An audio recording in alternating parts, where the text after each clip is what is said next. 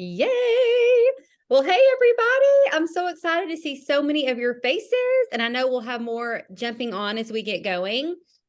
I'm not sure I have ever been more excited about a call with another leader. I'm serious. This girl is someone that I just have such admiration and respect for. And I have heard her story about how she's overcome things. And what I just love about her, there's lots of things I love about her. But one of the things is that she never gave up and that she continued on regardless of obstacles that she faced, just that consistent belief and the way she overcame so many different things that just threatened to stop her, to paralyze her. And so she's going to talk with us about some of that today. And Brittney, we have loved listening to your series and just working through that together as Jules. It's really opened up some really great conversation amongst one another. And I think it's community building and culture building that we've been able to do this together, and just hearing voices, from our senior rubies, from our diamonds, and just that collaboration and growth together as a team has just been invaluable. So I'm so thankful for that series and that you made it so easy for people to be able to go through it together. So I don't want to waste any more time because this gal is the one we want to hear from. But Brittney, thank you for taking time to spend with us today and sharing your wisdom and your knowledge. We're so, so grateful and just thrilled to have you on. Well, thank you, first of all. That is very encouraging to me to hear you say all of those words, Tamara, because I can honestly say that if it weren't for your trainings throughout the year, I probably would not be where I'm at. I mean, I have always plugged into trainings from other leaders, just anything I could get my hands on YouTube, because when we started this, we just didn't have much training and we had no clue what we were doing. And so if you hadn't been sharing all of your wisdom and skills and just all the value that you've added to our company as a whole. I mean, also, I want to say that because of leaders like you, our company is what it is. I think if it weren't for leaders of just high caliber like yourself, I probably would feel like I'm in the wrong company or I couldn't follow that. And so you just set a great example for people to follow. You're just a great role model, and you always have been. So the fact that you know my name, that is just, I have chills even just saying that. But then you actually want to be my friend and like know things for me. It's almost like too much for me to concede. So anyway, I'm very grateful for you too, Tamara. And thank Well, you for the kind words. it's really, really sweet. Thank you. Okay, Um, what you got? so you said you wanted to announce a book study or Oh, something yes. Oh, before my I jump gosh. in? Look at her reminding me. Y'all have already heard me say this like 187 times, but this starts Friday. I know a lot of you have your books and you've been telling your teams about it, but I just want to send out another quick reminder that we are going to start this on Friday and go for the next 6 Fridays right before convention ends. So I'm excited for y'all to be a part of this and to hear about the self-aware leader and the things that we're going to learn and grow together in. So see y'all Friday. Okay, Brittney, take it away. Okay. So I've heard really good things about that book. Yes. So I'm sure y'all will love it. And I'm so nervous right now, y'all. I don't know why. I think she's got so many Well, like my high. armpits were sweating when you were saying all that stuff about me. I started getting real uncomfortable. That's how I was feeling. I'm like, man, this feels like some pressure. I better say something smart. They're gonna think differently of me. But I mean, I see Jordan on here and Emily, who's on the advisory board with me, and Carissa, and just so many familiar faces that I just look up to. And I'm just really grateful for the opportunity and very honored to be able to share with you guys. So I'm gonna try to talk fast. I just want you guys to know today that I just want you to know what's possible for you. And my journey there's been, I would say there's not been any part of it that has felt, well, first of all, quick. No part of my journey has been quick. I never hit fast start anything. And I'm pretty sure when I hit diamond, I probably had set the record for longest time to diamond. And so there's been no part of this that has felt quick or easy or has come natural to me. And oh, there's my toddler. I feel like if Jordan can wash diapers and talk about that on a Zoom, then I get a pass for toddler runs in the room. You're not supposed to be in here. I'll be right back. We're handing over to Dad.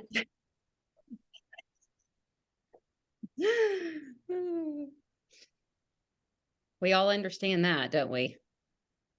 Goodness. Okay, that happened to me on a start beating on the door and Brittney, screaming. Yeah, we've all been there. That's happened to me just in the last couple weeks. Yeah, well, it happens to me frequently with that one. Molly, bless. Okay, anyways, so my journey was not quick or easy. However, it developed me into a leader who at this point feels very confident to help other people in their journey, who don't come into this and just like shoot to the top. I feel like I know how to help people. Like, oh, you got a problem in your business? Me too. I've had that, and I have solutions for you. So I feel confident in being able to help others overcome anything that's holding them back. And also, it's just made me tougher. Like I don't freak out or panic at the first sign of adversity, which I do. I see some people do that. Like points dip a little bit, internal panic ensues. Like I know that is relatable, and I have experienced that many times. Or like losing rank, or a business builder quits on you, or something as simple as somebody turning their sub off and just making it feel like you're going a step backward instead of the direction that you want to go. Like I have felt all the things. I have overcome a lot of things because none of this was natural or easy to me. So I am a 5-star diamond, which means that I'm well past double diamond points. However, I was a silver for almost 2 years, and I know what it's like to feel stuck or feel like I don't know if I can do this, or I don't know if it's ever really gonna happen. Like the vision that I knew was possible for other people, I just wasn't always convinced, probably honestly until the day I hit diamond, that it was possible for me.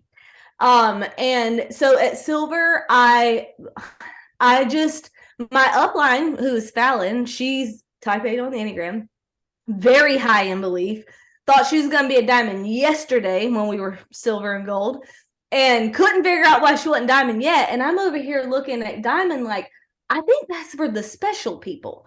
And I wasn't sure what made people special. I just didn't assume that was me. And so, I mean, I had seen my mom do Mary Kay when I was young, and like she was all excited, was all gung-ho gonna charge hell with a water pistol so she could get that pink Cadillac. And then like it just kind of fizzled, and so I just kind of thought this is how these things go. I definitely came into this with a lot of baggage emotionally. I was a teenage mom, first of all.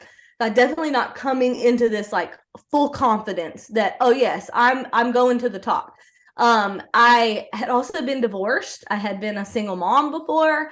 I mean, I was no stranger to rejection. So when I started this business, I mean, I feel like the business has a way of just like bringing some stuff up to the surface that maybe you didn't realize was there. But I'm saying all that to say that I was an unlikely candidate for success in this. I'm also an introvert, did not have any kind of network. I've always been a stay-at-home mom, and to be quite honest, wasn't sure I wanted a big network. I was pretty content being an introvert and being to myself. I didn't really have much community, and so I didn't have like a lot of influence. I definitely did not have any skill set when I came into this. I mean, I had tried some other like work from home things and failed or lost money. So I wasn't the person people would look at and be like, that girl's going to be a diamond, except Fallon. Fallon did think that, for which I am eternally grateful. So, anyways, at silver, I just wasn't sure I could do it. At gold, I didn't like, I had one business builder, but I felt like, oh, that was just, I got lucky. I definitely did not feel like a leader. And I definitely was not convinced in any way that I could do that again. I thought I just got lucky. At senior gold, I had two business builders. And so that was the first time that I remember feeling like, oh my gosh, I'm a leader. Like, I actually am a leader. I am helping people, and like there's a pattern forming. And so maybe it is something that I'm doing, and maybe I can do this. And that was when I saw the jewels go to Hawaii. And I just thought some of them had joined when I joined. And so I was like, I know these people and they're not really that much different than me. And if they can earn that, maybe I can too. And so then I went all in. I did become an emerald in a year, but then at emerald, I was there for 2 years. I was emerald for 2 years. And when I hit emerald, I felt like it was the most like monumental achievement that I'd ever accomplished. I felt so very successful. And I mean, I was earning 6 figures. And I just thought, I don't know many people personally that make this much money. And so it felt like a big deal until I had sat there for 2 years, and like our lifestyle had adjusted, and like things were just kind of normal, and it didn't feel like as big of a deal to me anymore. And I'm just like hungry to move forward, but I couldn't figure out how to get people on my team to move forward with me. I actually went to Hawaii 3 times by myself. And just the third time, I remember just being so determined. I'm not coming here without a jewel on my team next year. And so the next year I did come back with one jewel, and that was Christina. Y'all may know her. And she's also my best friend. She's also a diamond now. And then the following year after that, I came back as a diamond with 10 jewels on my team. It took me 7 years from the time I hit join now to go diamond. And so at each rank, I have had to just dig in and figure some things out.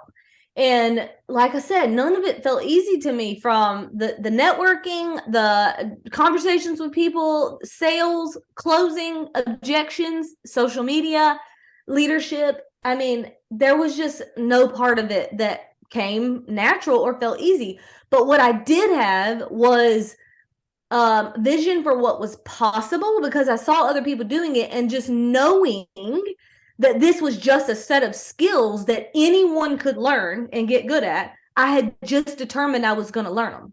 And I knew, I had been told, the only way to not go diamond is to quit. And so I purposed in my heart to never quit. And I also knew that it's all figure outable. If other people are doing this and being successful at it, then I can too. The good news is that there's no it factor. Like, if you're trying to determine, can I go to the top, or can I double or triple my points? Like, is there an it factor for like what would constitute someone being successful at this? There's not one. And I'm glad, because if there was one, I likely would not have it. So it's all figure outable. And that's really what you need to know, is that it is possible. Like, whatever the dream in your heart is, it is entirely possible. And it's not a matter of if you're able. It's just a matter of if you are willing. And sometimes it's not a matter of if you're willing to work your business, because I see plenty of people who work their businesses consistently, but they won't do the work on themselves. If you are putting in all of the work, but you're not getting the results that you want, it's a personal growth issue 100% of the time. And so you have to be just as willing to work hard on yourself as you are willing to work on your business. And you can figure those things out too. So I like to say this business model is kind of like an airplane, like has 2 parts. There's like the engine that will get you down the runway, maybe even with some speed. But if you want some depth, Like if you want that thing to take off, you're going to have, like, you got to get the height, you have to have personal growth. So IPA, the income producing activities, those would be like your engine. They're only going to get you so far. If you want to create depth in your organization, if you really want to fly, you're going to have to work hard on yourself. You're going to have to dig into personal development, leadership development, and just learn some skills. Jim Rohn, one of my favorite quotes, if you work hard on your job, then you can earn a living. But if you work hard on yourself, you can earn a fortune. And I have found that to be so true. From somebody who was a very timid, lacking self-esteem, very low self-confidence person who is an introvert and shy and no skills, to going to somebody who has over double diamond points and feels very confident and very empowered to not just help my team, but help others who are struggling. That's a result. That's a fruit of just working hard on myself the way I was working hard on my business. Okay, so here's what I've learned. That my success is up to me. It is not up to my upline. It's not up to my company. Like, seriously, I really, in my heart of hearts, believe that my company, as long as they have given me a product to sell and a compensation plan whenever I sell them, then that's what they owe me. Everything else, it's up to me. Like, I don't depend on our company for like marketing things. Like, I don't feel entitled to anything besides something that I can sell and make money off of, and then a paycheck that matches my the results I'm providing for the company. So it's up to me. And a lot of times we like to blame our circumstances for why we feel stuck or why we have not reached our goals or hit the level of success we think that we should have by now. And here's how you can tell if you are playing the victim versus taking full ownership of your success, your results, and your achievements. I want you to fill in this blank. If it weren't for blank, I would be further along by now. Or if it weren't for blank, then I would have already hit my goals. If you filled in that blank with anything other than something to do with the person in the mirror, then you likely have fallen prey to your own victim thinking. And you are not a product of your circumstances. You are a product of how you respond to your circumstances, because we all face adversity. Adversity is just to be expected. Don't expect it to be smooth sailing, because if you do, you're going to constantly live in a state of disappointment. You're going to face challenges. There's going to be adversity. So it's not adversity that's holding you back. It's how you're responding to your adversity. So you have to take ownership of your results and your success. It is completely up to you, not anything outside of you. Okay, and then the other thing is it's all figure outable, which I've already talked about. If other people can do it, you can do it. They're no different than you. There is no it factor. And the things that we have to learn and master, they're not different than what somebody else has had to learn and master to get where they've wanted to go. All right. So the number one success indicator, like if you want to be able to determine, will I be a diamond, or somebody on your team, will that person actually go diamond? Here's the number one way to tell: belief that it can be done. That is the number one success indicator. It's belief that it can be done. And if you believe that it can be done, then you are going to believe that it's figure out. It's all figure outable. No matter what happens, you're not facing something new that's never been faced or overcome before. It's all figure outable. Number two success indicator is prioritization of the activities that will actually move the needle forward. So that means focus. It takes focus. Do you know the key drivers in your business? Do you know the activities that you have to be willing to engage in? They should make you uncomfortable. If the activities you have in mind don't make you feel a little uncomfortable thinking about doing them, then they're probably the wrong things. They should pull you out of your comfort zone because that's where growth actually can take place.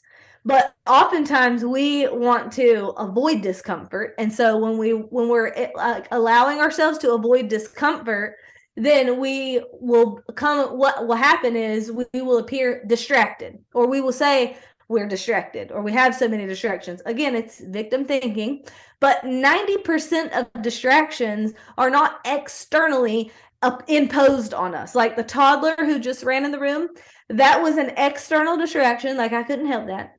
But 90% come from within, and we allow them because we don't want to feel uncomfortable. But if you want to grow, if you want to level up, you're going to have to be willing to be uncomfortable. And that's true no matter what area of life we're talking about. I mean, think about if your fitness, if you wanted to get to the next level in your fitness, would it require you to be a little uncomfortable? Absolutely. If you're not uncomfortable, then you're not making progress. Just know that that's required. But it's worth it. Like the vision that you have in your mind that you're dreaming of, it's possible and it's worth it. And I think that anybody who has ever reached a fitness goal, no matter how uncomfortable it was to them, they always look back on the journey and say, you know what, that was hard, but I'm proud of myself. It took discipline and it took hard work, but I did it and I feel confident and I feel great about what I accomplished. And this business is the same way. It's going to require you to be disciplined. It's going to require you to be uncomfortable, but it's so worth it. I wouldn't trade any of it. So only way for you to fail is just to flat out quit. So you purpose in your heart right now. You decide. You just decide. It starts with your decision. It starts in your mind, and you just decide that you're going to be a diamond. That's where it starts. Number one success indicator, belief that it can be done. Do you believe that you could be a diamond? If you are already a diamond, do you believe that you could double or triple your pay points? Because it starts with a decision to do it. And then you have to be okay with failing forward. And by failing forward, I actually mean sometimes falling flat on your face and embarrassing yourself. Like you're going to have to be willing to do that. I've done it many, many times. And you know what? I didn't die. And you won't either. So your struggle right now, if you're feeling stuck, I just want you to know that whatever struggle you're facing, it's gonna have a twofold purpose. First of all, it's going to refine you. Those struggles are like, God knows what it would take to get to your heart. He also knows what it's going to take to keep you humble. Who wants a prideful leader? I mean, you can smell that coming a mile away. Nobody likes a prideful leader. I think God wants us to have the success, and I think he wants the success to be a blessing to us, and he wants us to be able to handle it. And so your struggles are tailor-made specifically for you. They're going to refine you. They're going to shape you into the diamond leader that God would have you to be. So I don't think you should spurn the struggles. Don't resent them. You should, I mean, they're hard, but you just have to be willing to embrace them and know and just be open. Like, Lord, what are you teaching me here? What is it I need to learn? So you will be refined through the struggle, but also the other purpose of your struggle is it's going to inspire others. Sometimes it's not about you. Sometimes it's about how your story is going to impact other people, right? So it's always so awesome and amazing to watch somebody just come right in hot and fly their way through the ranks. We're always amazed by that. But are we inspired by that? What we're inspired by is someone overcoming a struggle. We're inspired by someone facing a challenge and they decided they weren't going to quit. They were going to figure out how to overcome it. Then they overcome it and they get a result. They become successful. That inspires us. When we hear stories like that of like, oh, this was hard for me. It's okay if it's hard for you too. I overcame it, so can you. That makes us feel like we can do it. And so whatever you are struggling with right now, embrace that and just determine that you're just not going to let it hold you back, that you're going to push through, you're going to figure it out. And then the people who are coming up behind you, you're going to inspire the heck out of them that they can do it too. All right, Tamara, that's what I got. Love it. Okay, so I already had a couple questions that I jotted down really quick. Okay. So the first one is we talk a lot about like you have to do things that are hard. You have to do things that are uncomfortable. And I always encourage my team, like if they're going to sit down with their intentional and purposeful time to do those uncomfortable things, like first, like get those off of your shoulders and do those, and then you'll be more productive as you continue to work the other things that maybe aren't as difficult for you. So as you were growing and like overcoming those obstacles, what was it that made you the most uncomfortable? I'm just curious. Yeah, that's a great question. And I think that is different for every person. But for me, it is prospecting. It's Okay. recruiting that makes me the most uncomfortable. I feel very comfortable coaching and leading my team. I'd feel very uncomfortable asking for a sale or marketing myself. It makes me feel very uncomfortable. But I have people on my team who have very high no tolerance and very low fear what people think of them. And so their strongest point would be recruit. They can recruit till the cows come home. But what makes them uncomfortable is the leadership part. They don't feel confident in coaching and leading their teams. And I think both are required. Like, so there's going to be like an aspect to anything you endeavor in. Doesn't matter if it's network marketing or some other thing. There's always going to be an element of like sweat of the brow, like parts of it you don't enjoy, but you do them because you have to do them. So I don't enjoy recruiting. I can do it, but it makes me uncomfortable. Do you mind me asking, Brittney, with you saying, that you were not a candidate for success with you being a teenage mom and having a divorce and all those things and being an introvert in a smaller network, how did you go about finding your leaders? Did you know them ahead of time? Were you in different Facebook groups? Like, how did you get connected with the people that you have recruited? Oh, that's a great question, Emily. So no, I did not know them. Actually, I did know Christina. Christina joined me when I was almost senior Ruby. I knew her from high school, but we weren't like actually friends in high school. She actually tried to steal my boyfriend. She didn't win. Let me go on record and say that. Emily tried to steal all my boyfriends too. Just heads up. Well, that guy, I ended up getting divorced from that guy because he was not faithful. So maybe she actually did win. Maybe I'm the loser. Anyway, so I did know Christina from high school, but we never really were friends until like after I started my Plexus business. So my ex-husband actually died in a car accident, and short, like very like a few months or a few years prior to when that happened in my life, her brother died. And so I just remember leaving the funeral home, like as we're walking out of the funeral service for my ex-husband.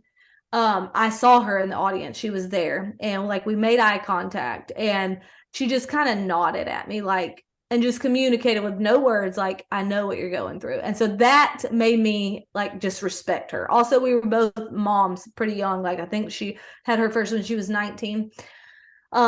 So anyways, when I started my Plexus business, she was one of my first customers, and she loved the product. She had come off like 3 blood pressure medications, but for a whole entire year after her using the products, I followed up with her about the business, and she finally jumped in, and rest is history. Everyone else on my team I met after I started my Plexus business. And so how to think through them. So one of them I met in a homeschool group, like an actual in-person one. Like we went to it every week. And then another one I met in a Facebook group called Christian Homeschooling Moms. So I met her on social media. Another one I met at a different homeschool community in person. And another one I met at a local variety show that we have here, like in the Savannah area, made up of local talent all around.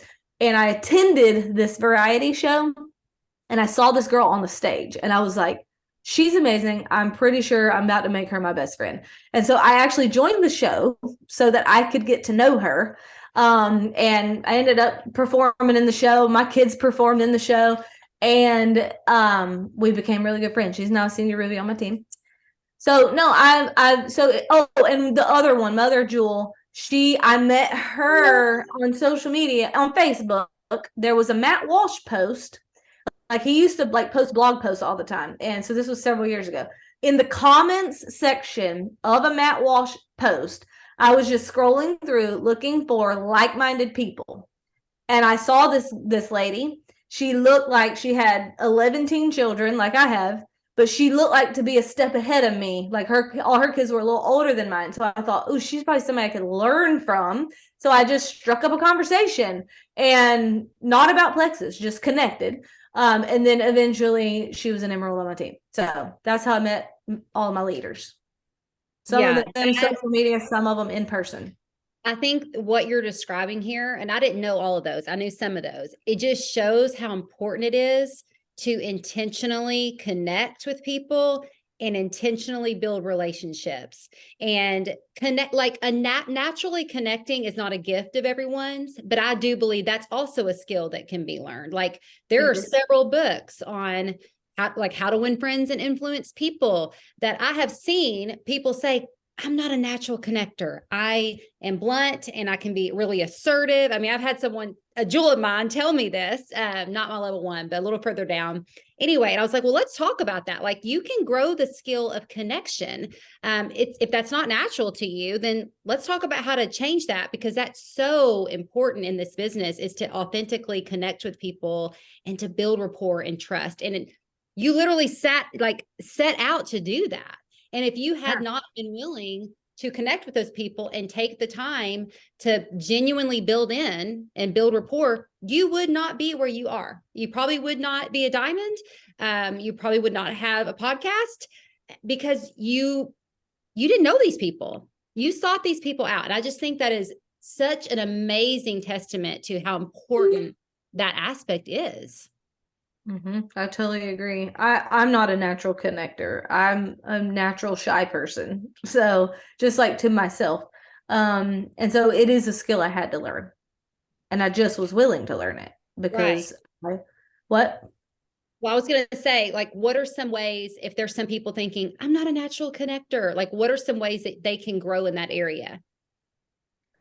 Well, that book you mentioned, How to Win Friends and Influence People, that one was very eye-opening to me. And that's what made me realize that it was something I was going to have to be intentional about.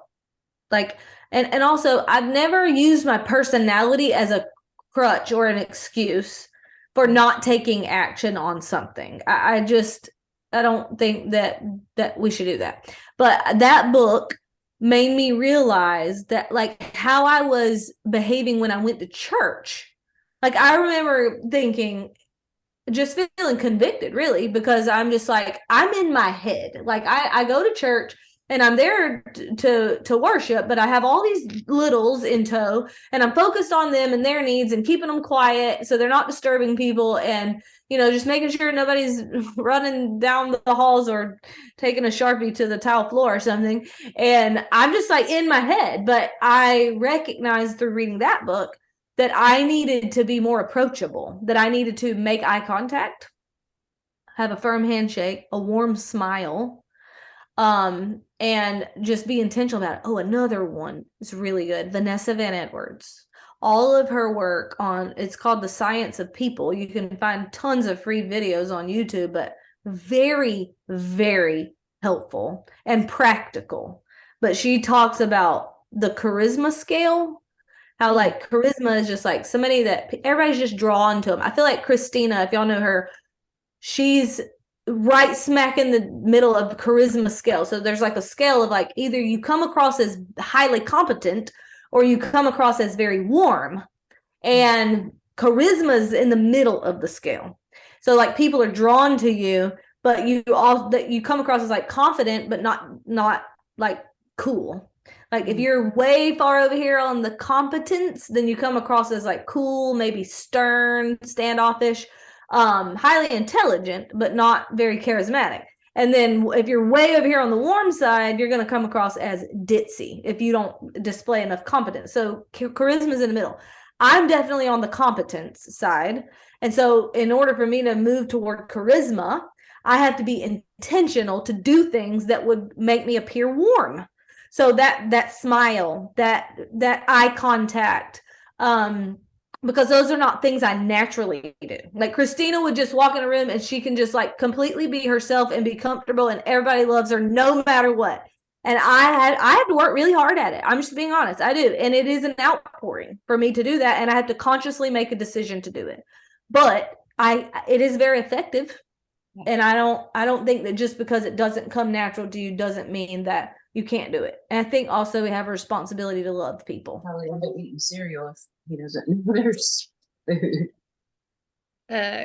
Carissa wrote, Tamara's very good at appearing warm in any room, usually by flashing people. Okay, and it's kind of a joke, but Tamara came to my Senior Golds, Rubies and Above retreat this weekend and probably didn't know very many people there other than the jewels. She was on the end of the table just flashing people and super, super goofy. And I actually mean it that she has a lot of that natural warm charisma. So it's a compliment. She totally does. Yeah. Tamara's right smack in the middle of charisma. She's like the definition of it, actually. Well, I don't know about that. But I was going to say, I know this about you, Brittney, but you don't come across as having to make yourself be a connector. It feels very natural and very warm. So I just think that's really encouraging to people that may be thinking, this isn't a natural gifting for me. And I've actually never heard of Vanessa Van Edwards. So I'm excited to look at her stuff. Am I saying her name right? Vanessa Van Edwards. Okay.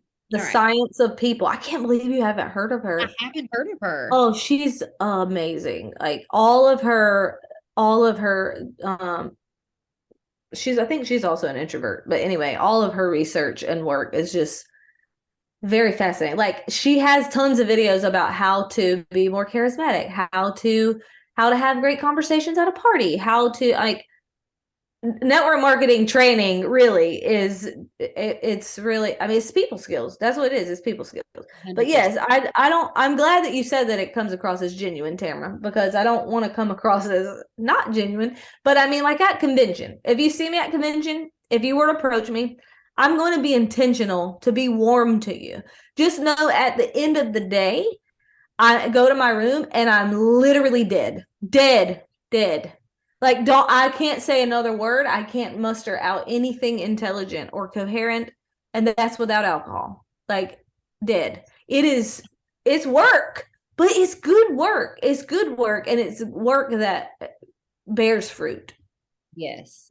Like I always want people to, when they walk away from me, to feel like they've been seen and they've been valued and that I've offered them something, and that does take effort. That takes intentionality to help people walk away and feel better about themselves than before they walked up to you. But it's such important work, and not just in our business, but just in general, just to love people well. And so that's always an area that I want to continue to grow in, because it's a good effort and it matters and it means so much to people. So I feel like I'm like the only one that's asked you questions. So do you have a few more minutes, Brittney? Maybe five or so? Yes. Okay. If anyone wants to unmute, please come up, or you can chat it or write it in the chat and I can transcribe. Whitney, I know that you had something on your mind earlier that we were chatting about. Yes, I did. So I mean, I feel like after all this discussion though, and you know how sometimes like we really know the answer ourselves, but we kind of want to hear confirmation or different words from other people. But I mean, what suggestions do you have, Brittney, when you have people that appear to be doing all the things, but the needle's not moving in their business, and they're showing up to everything. They say they're doing the IPAs, but you don't see the results from it. Like, how do you approach that with them to really get through? Yeah, that's a great question. And I feel like it's complex. I won't be able to fully answer that in a few minutes, but I think if somebody's doing all the work and not getting results, most of the time they lack influence. And so I would try to teach them ways, like brainstorm with them even on ways that they can start adding value to people around them consistently. And also solve problems for people. Like that's a quick way to add value, solve a problem for somebody. But you know, I would encourage that person by saying we all come into this business either reaping the rewards or paying the consequences of the life we've lived the previous 5 years before we started. And, I've heard Celeste Gwynn say, like, when people say, how long did it take you to go diamond? She'll say 37 years, because she just was always building relationships. And so, but I'm one of those people who didn't come into this with influence, and I had to work really hard to build it. And so, I mean, I think like today, if I'm able to influence you guys, it would be because I've added value to you in some way. You've listened to my podcast and hopefully you found that valuable. And so that would give me influence. But most of the time it's going to be on social media. Like I would help them figure out a way to consistently add value on social media, like like develop some kind of personal brand, pick 3 things that they can talk about over and over that is others focused. Like it's the difference between throwing up a picture and saying, it's date night with my husband versus here are 5 free things you can do for a date night if money's tight. Like one is me focused and one is others focused. And if you do that consistently long enough, you will develop influence. Influence is a skill that can be learned. It's not something people are born with or whatever. It's a skill. People can learn it. And they just have to be willing to put in the work. So I think they need vision. They would need vision about like strong vision that it would be worth it to do that work, to build the influence. Mhm. And that's what I would be having them do. I would just try to figure out how they can add value to people consistently. And I think too, Whitney, and I talked a little bit about this on a call last night, is that if you do have people in that situation, that is often when I say, hey, you're not getting responses to your messages, you're having trouble sealing the deal, your follow-ups aren't producing sales or, joins. Send me your last 3 to 5 messages where you're reaching out to someone, you're following up, you're connecting. And do I have permission to speak into anything that I see that maybe you could tweak or pivot or work through? And just asking them for that, like, permission to speak into that, because some people that can be hard or they can be defensive. Maybe they're not as coachable as maybe they think they are. And so that always gives me a glimpse into, are they willing to do the hard things and to do the work to progress? And so then I get those messages, I'm able to read through those. And there's always some tip that I have to be able to offer them to just tweak how they're interacting with people. And a lot of times too, in that you can uncover that maybe it is an influence problem. Maybe it's a connection problem. Maybe they're coming across apologetic or too assertive or, whatever it might be, but it gives you a lot of insight into where they're at. And then it opens up a dialogue too, to like promote growth. That's funny you said that too, because we actually just did a challenge with my accountability group where we broke into groups of 3 on messenger chats, and everyone was supposed to share 3 recent like conversations, screenshots of their conversations. And it was so eye-opening to see how much room there was for growth there. You know what I mean? And so, yeah, I think I just need to be more willing to spend time there, I guess. I don't know. Yeah, it's in the trenches for sure.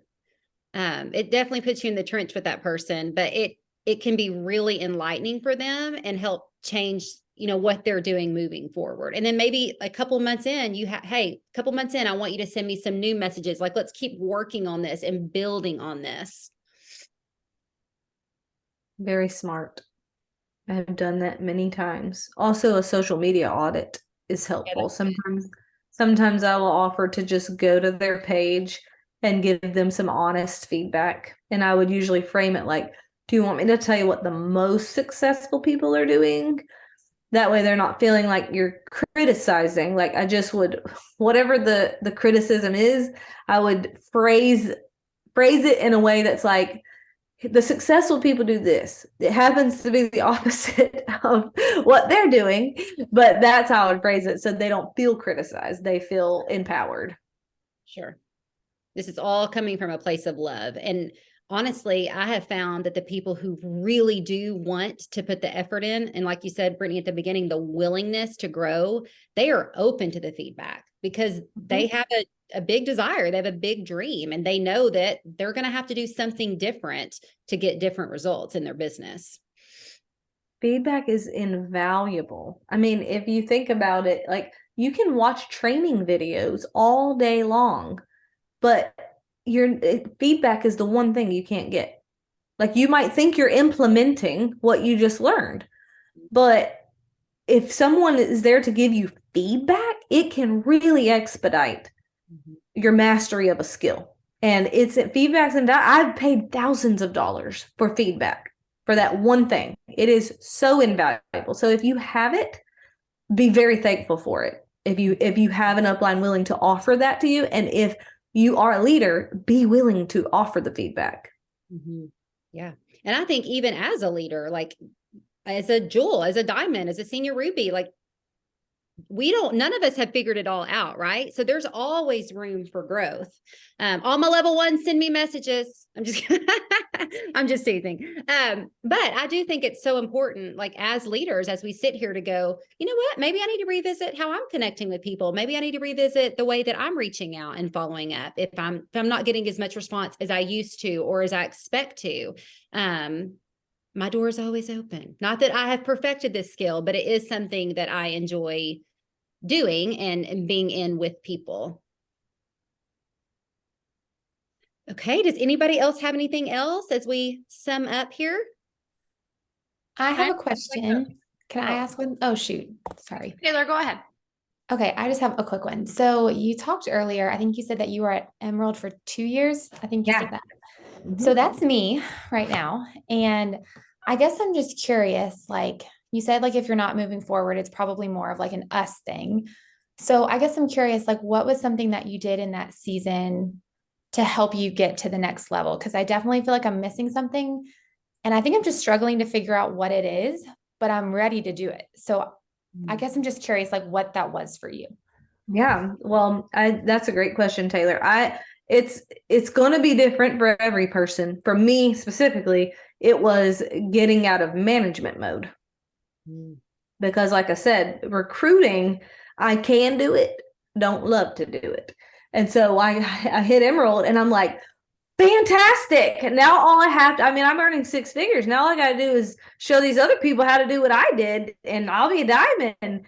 But apparently that's not how it works. So I had to get out of management mode. I had to create new business builders, develop new leaders. That's what I had to do. Do you feel like you're doing that?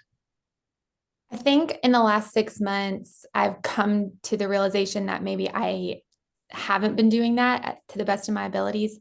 I have found that I think something that I'm doing is like, I get somebody on my team who like really wants this business and is like going for it.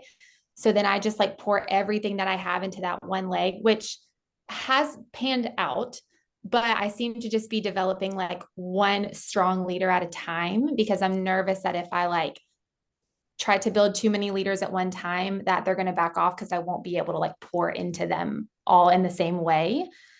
And I have had that realization that that is something that I'm doing and I need to change it. So I think that's just something I'm working through. And I'm wondering if maybe that is halting the growth as quickly as I want to be going. Yeah. Well, it probably is, but there are solutions and you can develop more than one leader at a time. And you just figure out ways to leverage your time. Doesn't all have to be one-on-one. Find ways to do things in group settings. And I think it's important to connect individually with each leader on, each leg. but then find ways to bring people together. And that creates culture and community. And community gives people staying power. Like we sometimes are so impressed by people who appear gritty.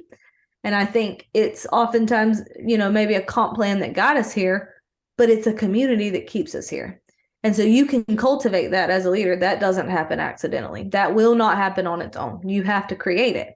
And so, and it will kill two birds with one stone. It'll create culture and community, but it'll also allow you to leverage your time and develop more than one person at a time.